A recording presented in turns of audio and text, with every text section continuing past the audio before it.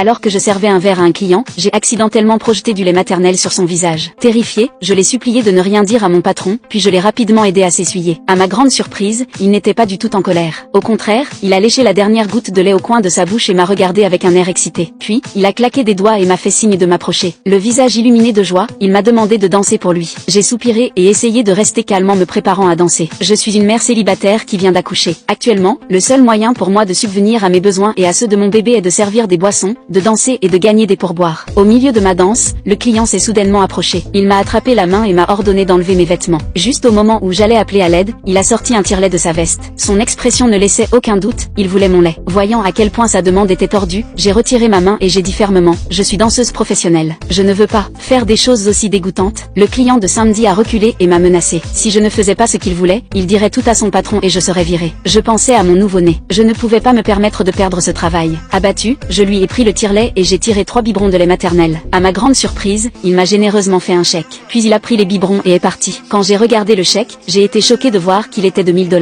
C'était bien plus que ce que je gagnais comme serveuse. J'espérais que ce client, John, reviendrait tous les jours. C'est alors que mon bébé s'est mis à pleurer. Je me suis précipitée au vestiaire. Je ne pouvais absolument pas laisser mon patron savoir que j'amenais secrètement mon bébé au travail. En tant que mère célibataire, ça avait été assez difficile de décrocher ce travail. Mais peu importe la difficulté du travail, chaque fois que je regardais mon enfant, tous les désagréments disparaissaient. Pour mon bébé, je ferais n'importe quoi, aussi difficile ou épuisant que ce soit. Mais ce à quoi je ne m'attendais pas, c'est que le lendemain, le jour même, ce client pervers qui voulait mon lait maternel est revenu. Il a sorti le tire-lait, et m'a encore une fois demandé de lui donner du lait.